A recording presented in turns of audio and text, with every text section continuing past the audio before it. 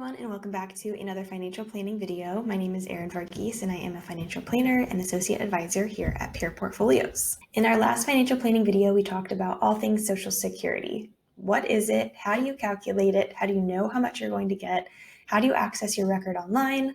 All things Social Security. So if you're confused about Social Security, go ahead and watch that video first. This one will make a lot more sense. But if you don't know when you should start Social Security and the things that you should consider before making that decision, this video is for you. So by the end of this video, we hope that you understand the things that you should consider before taking Social Security and what age that may be for you. So we're going to start off by just looking at what that quick decision process might look like in the context of your financial plan. So this is our clients, Frank and Jane Esposito. We have looked at their financial plan before. Today, we are just going to be touching on Social Security for this couple. So what you see in front of you is their lifetime portfolio value. As they age, they spend down their portfolio. This is what their balances look like over time.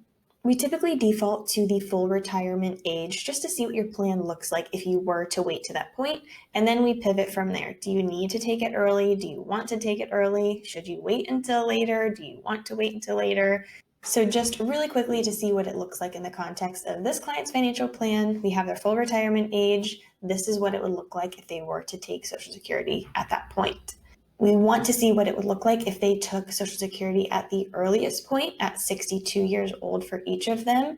And we can see that in their earlier years, they have some of that additional income in retirement. So that little increase is shown in green on this graph. But overall, throughout their lifetime, they actually lose total portfolio value of almost $600,000 by making just that one decision and taking it as early as possible. Now, that might be okay with them. They still have a margin of safety built into their plan, and that could be totally fine. But let's see on the flip side what it looks like if we wait until 70. So we're back to zero here. Let's take it up to 70. They are pushing Social Security out as far as they possibly can. And we almost see the exact opposite effect. In their earlier years, they don't have that additional income from Social Security, and you can see that small dip down there in gray. But overall, they have gained almost $600,000 by pushing it out because they have that additional income. Now, again, that doesn't mean that this is the right decision for them, but these are the effects that we can start to see by making these different decisions.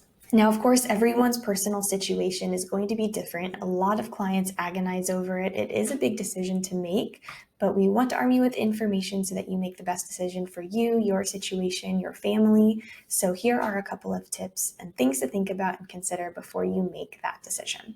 So the first thing to keep in mind is that your date of death is going to be a wild card. We never know how to exactly factor that in to a financial plan. So we typically default to 90 years old. You may say that's too far, that's not enough.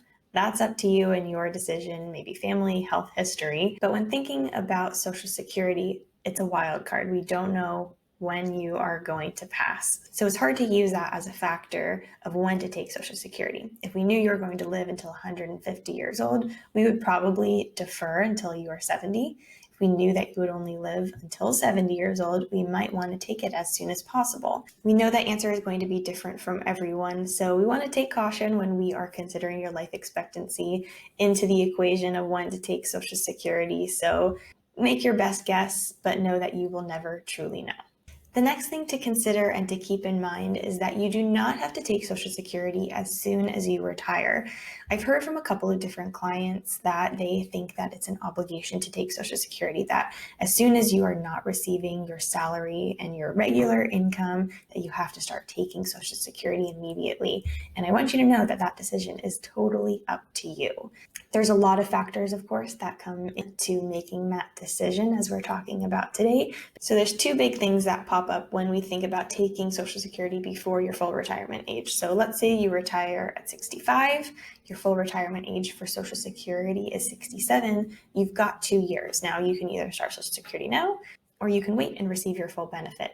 So there's kind of two things to remember with this. The first is that your benefit will be reduced for your lifetime. If you do not wait until your full retirement benefit, you will lose out on that money over your lifetime, month to month, forever. The second thing to keep in mind is if you are married and your spouse is planning on receiving the spousal benefit from Social Security, you will be reducing their benefit over their lifetime as well.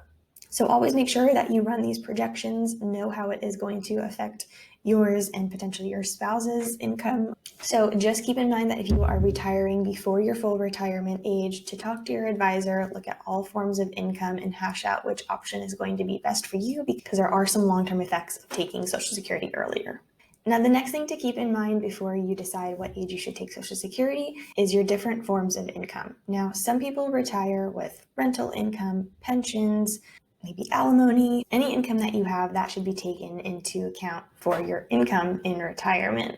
Now, others may retire with just your retirement savings and Social Security. So everyone is going to be a little bit different, but no matter what your situation is, all of your forms of income should be taken into account before deciding to take Social Security. Now, that might seem like a no-brainer, but this comes into play when we think about if we need Social Security to supplement our income and retirement savings, or if we actually don't need it and we want to defer. I'm going to plug the Blind Spots podcast. It is the Pure Portfolios podcast here. We are going to be talking about different forms of income in retirement, so stay tuned for that episode coming in just a couple of weeks. But oftentimes, retirees will go from 1 to 2 forms of income while they are working, and now all of a sudden have sometimes 7, 8, 9 different forms of income. And that happens overnight. So it can be confusing. You don't know where your income is coming from. It's not just a singular paycheck. So there's a lot of different things to work out, different forms of income, before you think about taking Social Security. The next thing to consider before taking Social Security is looking at all the different iterations of your Social Security benefits. When you look at your Social Security record, you will see what your different monthly income looks like from 62 all the way up to 70. So we typically start with just the 3 different options of full retirement age, 62, and 70, and seeing what that looks like. That's exactly what we did at the beginning of this video.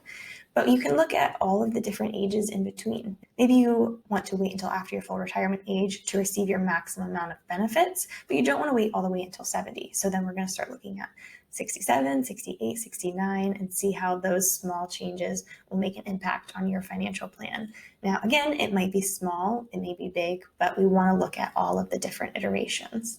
Now, the last thing to take into consideration before you decide the age that you are going to start Social Security is that sometimes the numbers just don't matter. You have to go with what feels right for you. So for some, the numbers simply don't matter. If you think back to the graphs that we looked at, there's a pretty big difference between taking Social Security at 62 versus 70. But if you've built in a margin of safety, maybe you don't need the income. You have to do really what feels right for you, and that extra couple $100,000 maybe at the end of your life really doesn't matter to you. So again, you have to do what feels right for you. I've talked to some people who are 62, they've retired, and they say, I've worked my whole life, I've contributed to Social Security, it's my benefit, I want to take it, I don't care if it's reduced. More power to you, do it. There's others that say, I want to get the maximum benefit possible. If I die before I even start taking it, so be it. I want to have the best chance at getting the maximum amount of benefits possible. And that's great too. At the end of the day, you have to do what makes sense to you.